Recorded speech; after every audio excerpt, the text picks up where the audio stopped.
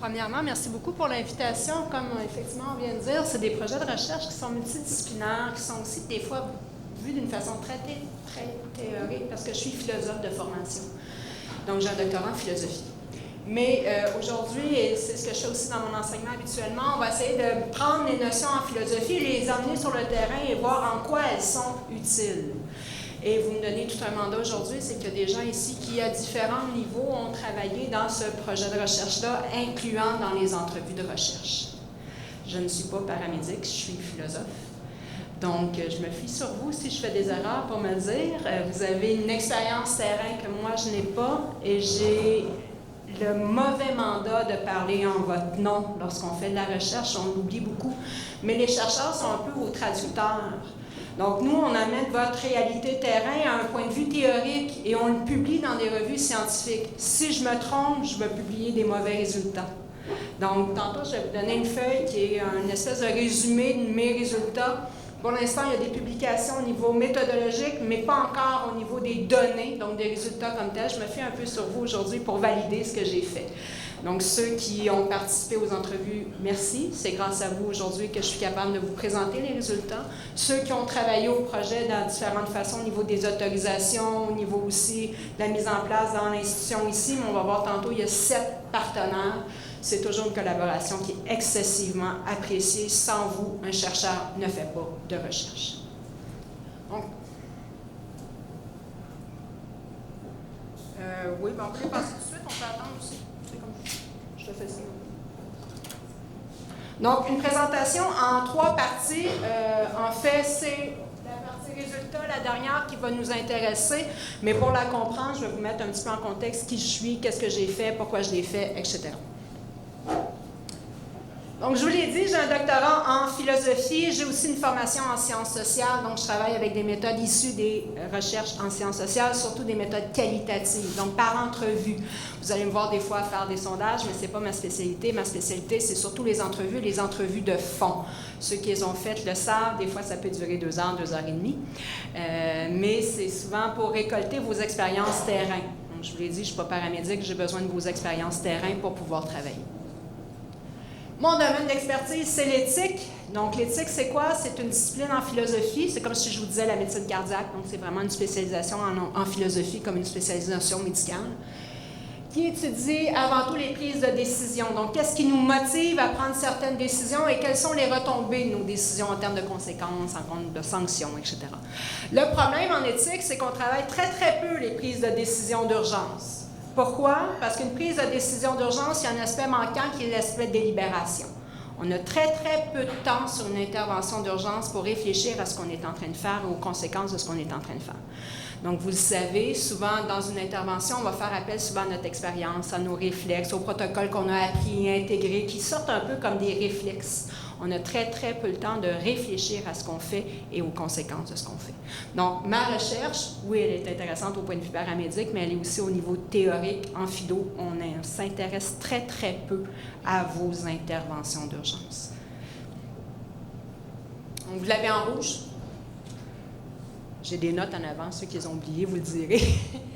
Mais moi, ma principale question de recherche depuis près de 15 ans, c'est en urgence, avons-nous le temps de délibérer et de bien évaluer les conséquences? Parce que vous allez être jugé par les médias, jugé par vos pairs, jugé par l'assurance qualité, jugé par plein d'instances. Avez-vous le temps de penser, de délibérer? Avez-vous prévu les conséquences? Avez-vous le temps de comprendre ce que vous avez fait et de bien en juger? Donc, ce n'est pas propre nécessairement aux paramédics. Moi, je travaille avec des policiers, des militaires, des pompiers. Et en médecine d'urgence aussi, il se fait très peu de choses sur cette question-là. Donc, ce n'est pas un plan de recherche propre aux paramédics. Là, ça englobe tous les intervenants d'urgence jusqu'aux médecins. Mon problème initial, en fait, c'est de la faute d'un pompier. Une erreur de vocabulaire qui, en fait, me trotte en tête depuis 15 ans. On part, on est couché. Donc, imaginez-vous des pompiers qui ont de la garde en caserne. Quand on reçoit l'appel, on te donne 5 minutes. Tu reçois l'appel, tu t'habilles, tu te réveilles, tu t'habilles, t'embarques dans le camion, tu t'en vas.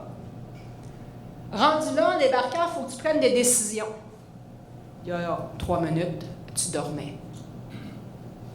Et pour avoir fait des heures en caserne, effectivement, des fois, on s'habille, on se réveille, on s'habille. Et fort probablement qu'on soit une paramédic, ça peut arriver aussi. Donc, pas nécessairement que vous dormez dans vos postes, mais surtout que c'est la rapidité d'intervention. On a à peine le temps des fois de recevoir l'appel qu'on est déjà parti. Donc, vos réflexes sont excessivement rapides. Avez-vous pris le bon réflexe? Avez-vous pris le bon protocole? Avez-vous la bonne information de départ? C'est ce qui m'intéresse, parce que si on ne part pas avec le bon point de départ, on n'arrivera pas à la bonne place. L'objectif de mon projet de recherche qui s'est déroulé en fait de 2017 à 2019, la collecte de données est terminée. Aujourd'hui, comme je vous disais, on va finir l'analyse ensemble parce que le rapport final n'est pas écrit et les articles scientifiques sont à venir. Donc, mon but, c'était avant tout de développer un cadre conceptuel. On va vous le passer tantôt. Vous allez voir, ça se résume en 2 grands schémas qui nous permettra une meilleure compréhension, une meilleure évaluation des prises de décision d'urgence. En clair, qu'est-ce que ça veut dire? C'est que vous avez développé plein de trucs par votre expérience terrain, comment on peut les transmettre aux plus jeunes lors de leur formation initiale, et comment aussi on peut outiller les gens qui ont à juger de vos interventions. Pensez à l'assurance qualité, là, mais pensez aussi d'une façon beaucoup plus large, la population, les journalistes, les médias et vos collègues. Ça s'est fait comment? Par entrevue qualitative de longue durée, des fois 2 heures, des fois 3 heures. Ça l'a donné au-delà de 600 pages de verbatim. Ceux qui ne savent pas c'est quoi des verbatim, c'est quand on retranscrit les entrevues. Donc, à la maison, j'ai des gros cartables, 600 pages de contenu d'intervention paramédique. Je ne fais pas votre travail, je me fie à vos récits et j'ai pour ce projet-là 600 pages de récits. 7 organismes impliqués en formation initiale, paramédic et soins premiers répondants pompiers. Et j'ai aussi des médecins de Sacré-Cœur qui ont contribué. Observation, oui, mais surtout en formation de base. Je suis aussi professeure au collégial en philo. Donc, j'ai eu la chance avec mes collègues, entre autres en technique de sécurité incendie et technique de soins préhospitaliers, de voir certains scénarios de formation. Vous avez ici un petit peu l'échantillon au niveau des TPA. Donc, c'est surtout des gens qui ont beaucoup d'expérience terrain, soit impliqués en formation, soit impliqués en soins avancés, ou j'ai eu la chance aussi avec un TPA qui n'est pas ici, qui n'est pas d'urgence santé, mais quelqu'un qui a 38 ans de service. Donc, il a vu passer toutes les transformations récentes et moins récentes de vos services et énormément d'interventions. Quelques résultats, et c'est là que ça va vraiment nous intéresser. Comme je vous disais, j'ai 600 pages de verbatim, c'est sûr que je ne peux pas tout vous emmener. Donc, j'ai vraiment puisé des exemples qui vont nous amener à pouvoir comprendre les tableaux que je vais vous donner après.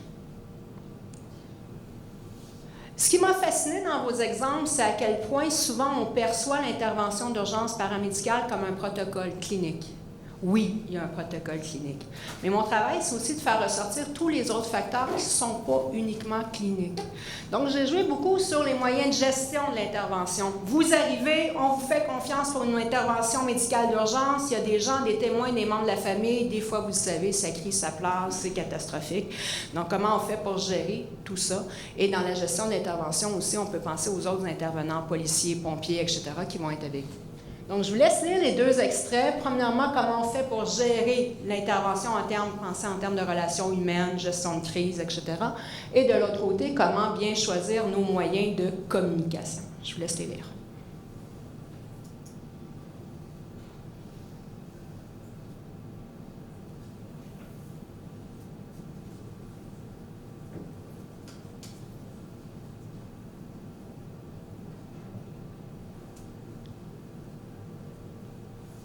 Ça nous amène de beaux problèmes. D'un côté, ici, c'est une réanimation d'un jeune enfant de 3 ans. Plus rien à faire avec l'enfant, protocole terminé, mort déclarée. Que fait-on des parents? On dit quoi, où, comment? On les transporte à l'hôpital? On les laisse à la maison? Qu'est-ce qu'on fait? Et de l'autre côté, un appel, vous le savez, des fois, des barrières de langue peuvent créer ce type de problématique-là, mais qu'est-ce qu'on fait avec un patient qui ne veut pas du tout nous parler, ni même nous regarder? Est-ce qu'on se fie à l'information qui nous est transmise par autrui? Oui, mais non. Et comment on va faire pour juger si oui ou non l'information qu'on a entre les mains par un témoin est fiable? Ça va nous emmener aux feuilles, Luc, je ne sais pas si tu pourrais les passer, si tu les as. Donc, pendant que les feuilles circulent, vous allez voir, vous allez avoir des grands schémas sur les 2 pages. Je vais vous expliquer certaines des sections du schéma. On ne passera pas à travers tous les schémas aujourd'hui, mais je vous les donne parce que si jamais vous les lisez, vous voyez que j'ai des aspects que j'ai oubliés, des aspects qui sont manquants. Vous êtes mon groupe témoin. Tantôt, on parlait de modèles en élaboration et comment est-ce qu'on fait pour les tester. Vous allez être mes tests.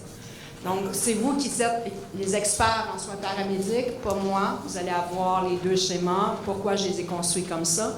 S'il manque des éléments, vous avez mon courriel aussi en haut de la première page. N'hésitez pas. C'est votre milieu, c'est vos décisions, c'est votre expertise. Si j'ai commis une erreur, s'il manque des éléments, vous êtes toujours les bienvenus. Donc, ce qui est bien connu dans votre travail, c'est le schéma 1 au centre. C'est pas pour rien que je l'ai mis au centre, c'est comme ça que vous êtes formés, c'est comme ça qu'on vous demande d'intervenir et tant mieux. Donc, on met souvent l'emphase sur la décision clinique. Quels sont mes signes et symptômes? Quel est le protocole applicable? Comment je fais pour l'appliquer? Quels sont les moyens concrets de l'application? C'est ce que vous avez. Moi, où j'aimerais vous emmener, c'est en fait les 2 carrés supplémentaires. Le premier en haut qui est pour moi excessivement important, qui sont toutes les décisions de nature humaine. Comment je vais faire pour gérer les gens qui sont alentour de moi, les témoins, la famille, etc. Quel mode de communication je vais utiliser et quel ton, quel vocabulaire. Est-ce que je vais être plus directif? Est-ce qu'au contraire, ma présence et mon niveau de langage va servir à calmer la situation? Vous le savez, vous le faites. Mais comment on peut l'expliquer à des nouveaux? Et comment on peut aussi perfectionner ce que vous avez développé par l'expérience? Et les décisions liées au transport, comme je vous disais tantôt, je travaille aussi avec des pompiers qui ont des fois à faire des opérations hors route. Donc, c'est facile de dire on déplace le patient, mais si le patient est à 200 km dans le fond du bois, ça se complexifie beaucoup. Donc, c'est pour ça que je l'ai rentré. C'est un peu moins applicable dans des milieux urbains, mais vous le savez, certains environnements, certains, je m'en allais dire building, mais certains appartements, certaines cages, escaliers, etc., peuvent complexifier énormément le temps et les moyens de transport. Donc, je vous laisse ces 2 cases-là supplémentaires en option de réflexion. Si j'ai oublié des aspects importants, si vous jugez que non, finalement, ça n'a rien à voir avec la qualité de ma décision clinique, vous pouvez me le dire aussi. Mais je pars avec l'hypothèse que si je gère bien la situation qui est devant moi, si j'ai les bons moyens de communication, si j'ai une bonne communication avec les différents intervenants et personnes présentes, mon intervention clinique va en être améliorée. C'est l'hypothèse que je fais, mais je ne fais pas votre travail.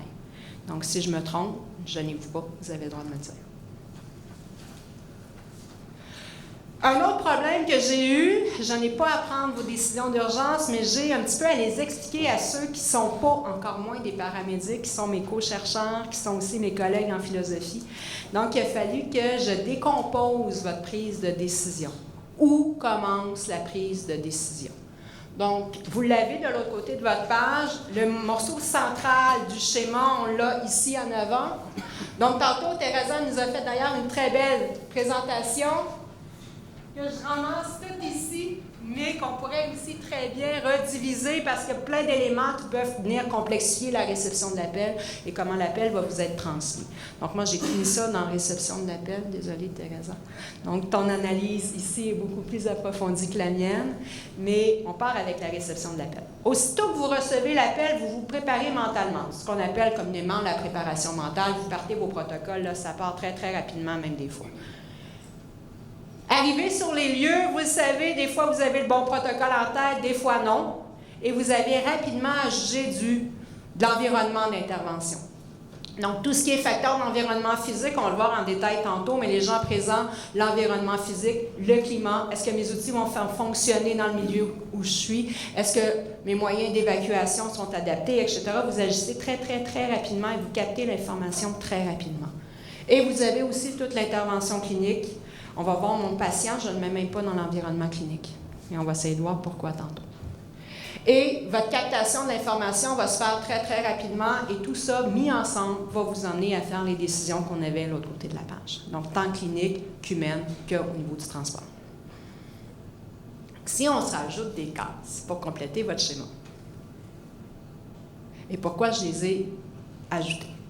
Premièrement, parce que votre protocole clinique, oui, est excellent. Oui, on vous forme à l'appliquer. Oui, tant mieux s'il existe parce qu'il nous permet d'être efficace rapidement. Mais dans les faits, votre protocole clinique, des fois, il devient une autoroute. Ou dans votre tête, il part tellement rapidement que des informations qui pourraient venir transformer notre choix de protocole, on dirait qu'ils ne sont plus captables. Et ce n'est pas parce que vous êtes des paramédics. C'est le cas de toute situation d'urgence. Et ici, on a la chance que ce soit un médecin de Sacré-Cœur qui nous l'explique. Donc, le danger dans ça, quand on est dans un protocole, c'est qu'on veut agir très vite, on veut être efficace pour notre patient. On reçoit une information qui nous allume une lumière et on part sur la tête d'un protocole. J'accroche sur mon protocole. Je pars mon algorithme. Mais attends une minute, il y a peut-être une information qui me manque. J'ai peut-être pas le bon protocole. Et c'est le cas paramédic, c'est le cas médecin, et ce serait le cas pour n'importe quel intervenant d'urgence, policier, pompier, inclusivement.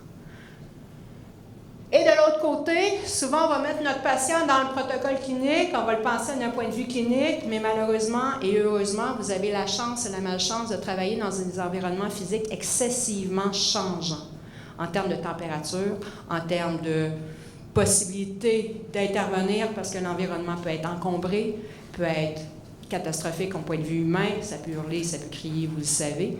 Mais au-delà de ça aussi, vous avez parfois des évacuations qui sont complexes dans des milieux isolés. On parlait tantôt d'évacuation dans des milieux forestiers. On est là-dedans avec du soin paramédic. Donc, notre patient, il n'est pas stabilisé à l'hôpital, il est dans un environnement physique changeant. Donc, je vous apprends bien avec ça. Et le petit extrait que je vous mets ici, c'est un extrait d'un pompier PR de Montréal sur un cas de noyade d'un enfant de 4 ans pendant son party d'anniversaire. Donc, imaginez-vous la cour remplie de jeunes enfants, remplie de parents. On a un enfant en noyade, arrêt cardio-respiratoire. Donc, imaginez-vous la catastrophe et vous arrivez là-dedans. On est loin d'un patient stabilisé à l'hôpital. On est devant les parents qui sont en train de perdre leur jeune fille, devant les jeunes amis et devant les parents des amis. Donc, vous connaissez ce type d'intervention-là. Vous l'avez fort probablement déjà vécu. Si on ne prend pas en considération l'émotivité de la scène, si on ne prend pas en considération l'aspect physique de la scène, l'aspect humain de la scène, bien, votre protocole de réanimation, vous le connaissez. Pourquoi vous n'avez pas été capable de l'appliquer à cette journée-là? Bien, il y a plein de facteurs physiques et humains qui rentrent en ligne de compte. C'est pour ça qu'il y a une liste ici de facteurs. J'en ai oublié un. C'est Teresa qui me l'a donné tantôt. Mais j'en ai aussi fort probablement oublié beaucoup. OK? Donc, moi, la façon que je l'ai calculé, c'est tous les facteurs qui arrivent avant l'intervention, c'est dans la petite case en haut. Donc, les lois, les règlements, les protocoles, vous les connaissez, vous avez été formés, vous avez eu de la formation continue, vous avez pratiqué entre vous, etc., etc. Ça, c'est avant même l'intervention. Je vais rentrer là-dedans l'expérience et on pourrait rentrer là-dedans les autres interventions émotives que vous avez peut-être vécues. Si l'intervention que vous avez devant vous est trop similaire, il peut y avoir des mauvais souvenirs qui refont surface, etc. Si on rentre ça dans l'expérience. Okay? Donc, expérience à titre de paramédic, mes années de route, mais aussi mes souvenirs de mes autres interventions similaires. Facteur environnement physique, votre patiente, tantôt, vous avez la petite note, donc tous les petits chiffres envoient des notes en bas qui expliquent le schéma. C'est ce que je vous disais, votre patient est dans un environnement physique changeant, humain changeant aussi, donc qui n'est pas juste clinique, votre patient. Et dans les facteurs cliniques, on l'oublie beaucoup, mais les collègues présents, et vous avez la petite note en bas, le 4, mes collègues présents, si ce sont des pompiers PR et que moi j'arrive à titre de paramédic, pire, j'arrive à titre de paramédic soins avancés, comment je vais faire pour combiner les interventions qui sont en cours pour qu'on se comprenne rapidement et que chacun ait un rôle dans l'intervention. Donc, on focus très, très souvent sur le bien-être du patient, tant mieux, mais les gens qui sont déjà dans l'intervention, comment est-ce qu'on va faire pour s'entendre? Surtout si vous constatez qu'il y a une lacune, une erreur, un geste médical qui est en train d'être commis et que vous voulez en faire un autre, comment est-ce qu'on va faire pour pas que ça dégénère en intervenant? Parce qu'on se fait regarder, il y a des gens pour nous juger et il y a un patient qui doit vous faire confiance. Donc, il faut que la communication entre les intervenants soit impeccable. Le matériel disponible, vous savez, des fois on en a, des fois on en a du pas fonctionnel, des fois on en a qui fonctionnerait dans d'autres conditions, mais dans les conditions où on est, il ne fonctionnera pas.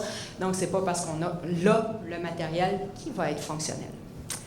Donc, tout ça, en fait, un schéma comme ça, comme je vous disais, mon objectif, c'est de former autant en formation initiale, au niveau collégial, mais aussi au mieux pour expliquer les contextes dans lesquels vous avez à agir pour qu'on comprenne bien votre intervention et qu'on puisse la juger au-delà de juste votre intervention clinique. Donc, comme je vous disais tantôt, je ne suis pas paramédic, vous l'êtes, vous êtes les experts. S'il manque des aspects importants, si j'en ai oublié, si j'en ai mal saisi, vous êtes les bienvenus. Merci.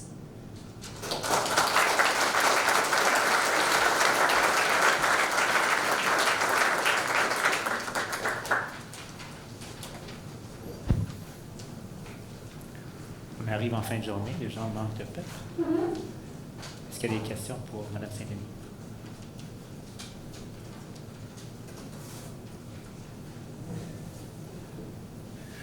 Ellie Siegel, merci beaucoup une autre fois pour la présentation. L'éventail d'expériences des paramédics inclut dans votre étude variée d'un étudiant en ALS avancé, aussi des paramédics instructeurs ainsi qu'un paramédic très expérimenté. Oui. Pensez-vous que le résultat peut être un peu différent si vous avez inclus des paramédics moins expérimentés avec une approche différente à la scène dans la vie? Sûrement. Sûrement, parce que ça, effectivement, j'en ai pas parlé aujourd'hui, mais dans mes données de recherche, ça sort. C'est sûr qu'un paramédic avec moins d'expérience va habituellement s'en tenir beaucoup à son protocole. Il ne veut pas dériver. Et des fois, c'est des protocoles qui n'ont pas eu la chance de mettre en pratique régulièrement. Donc, un nouveau paramédic, c'est le cas aussi chez les PR, probablement aussi au niveau des médecins, c'est qu'on va suivre beaucoup à ce qui est prévu dans notre intervention. Et si on est devant un cas exceptionnel, on n'osera pas trop initier parce qu'on n'a pas la connaissance, l'expertise, la variabilité, la capacité de bien le faire. Donc, on va souvent s'en tenir exclusivement au protocole. Mais ça nous amène aussi à un beau problème, c'est que tous les facteurs qui ne sont pas protocolaires sont captés comment? S'ils sont pertinents à notre intervention, mais qu'on n'a pas la capacité ou qu'on n'a pas l'expérience pour bien les capter, on va-tu les perdre? S'il y avait de l'information pertinente qui nous venait du milieu, on l'a perdu.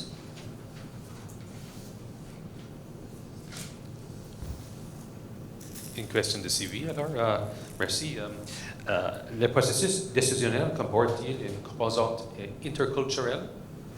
Les données que vous avez trouvées ici au Québec, est-ce que ça reflète aussi les mêmes données, les mêmes résultats ailleurs, aux États-Unis, en Asie? Malheureusement, il y a très, très peu de recherches sur la prise de décision d'urgence, incluant en médecine. Donc, c'est difficile de comparer. Et le système aussi PR n'est pas pratiqué partout. Et le système paramédic, comme on le connaît aussi, distinct du PR, distinct du milieu médical n'est pas identique partout non plus. Donc déjà qu'on n'a pas beaucoup de recherches et on a encore moins de recherches dans notre contexte québécois, très dur de comparer. Oui. Merci.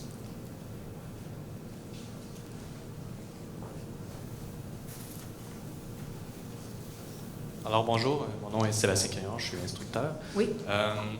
Puis tu sais, je fais le lien avec qu'est-ce que vous dites, puis votre recherche, puis c'est super intéressant. Puis je fais le lien avec les post-traumatiques qu'on a parlé ce matin. Mm-hmm.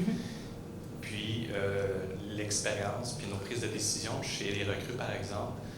Puis je lance une piste de réflexion pour l'organisation, l'urgence santé, puis les recrues. Tu sais, on voit souvent deux recrues ensemble, puis tu sais, on se pose toujours la question, est-ce qu'on augmente le risque chez les paramédics en fonction de leurs erreurs, tu sais, puis on sait qu'ils font une belle job, mais en fonction de qu'est-ce que vous racontez, puis votre étude, ça serait peut-être bien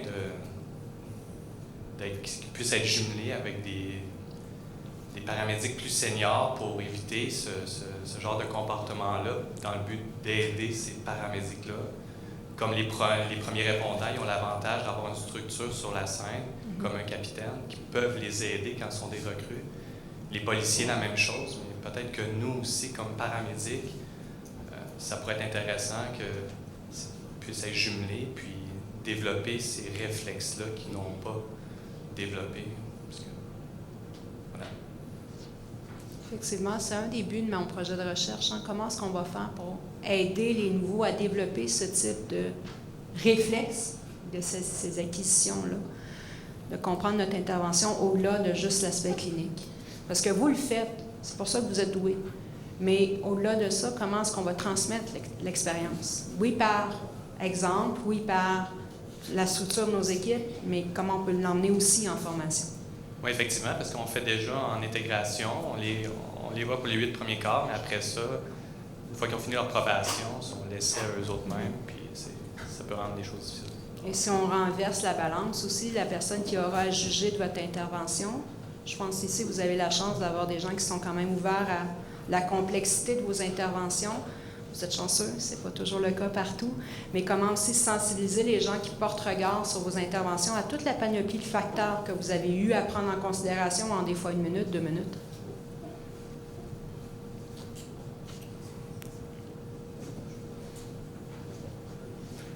On laisse la dernière question à Diane. Merci. En fait, c'est juste pour faire du pouce avec ce que mon collègue dit. Est-ce que vous pensez que les résultats de recherche pourront nous accompagner dans justement parce que nous accompagner dans l'accompagnement de nos nouveaux?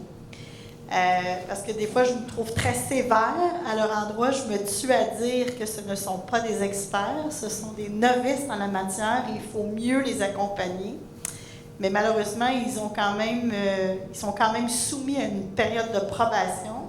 Et peut-être que des fois, il faut se re-questionner sur cette période-là, justement, que ça peut être 120 jours, 30 jours, puis peut-être que ça pourra définir aussi quelle devrait être cette période-là. Parce qu'on ne devient pas expert en 1 an, ni 6 mois. On est encore, après même 1 an de pratique, encore des novices. Donc, et ça, je me tue à dire ça, et je me tue à dire ça aussi à mes reviseurs, ou mes anciens reviseurs, en fait, que des fois, que je trouve qu'on est sévère à l'intention sur nos évaluations, mais aussi comment on gère notre entrée à la pratique. Mm-hmm. Effectivement, moi, je suis aussi prof de cégep, donc je comprends bien la logique de la formation initiale. Lorsqu'on s'adresse à des gens qui ont de l'expérience terrain, le langage et autres, mais formation initiale et insertion des nouveaux travailleurs, c'est sûr que de comprendre notre intervention comme ça avec multifactoriel et d'amener nos gens à les comprendre, ces facteurs-là, et être outillés, on est devant des belles pistes d'amélioration, c'est sûr. Puis le but d'un chercheur, c'est toujours effectivement qu'on serve à ceux qui en ont le plus besoin, qui sont souvent, oui, les nouveaux, mais pas que les nouveaux. C'est pas parce qu'on cumule d'expérience terrain et qu'on est bon qu'on n'a pas de piste d'amélioration aussi devant nous. Merci beaucoup, Karine. Merci à vous.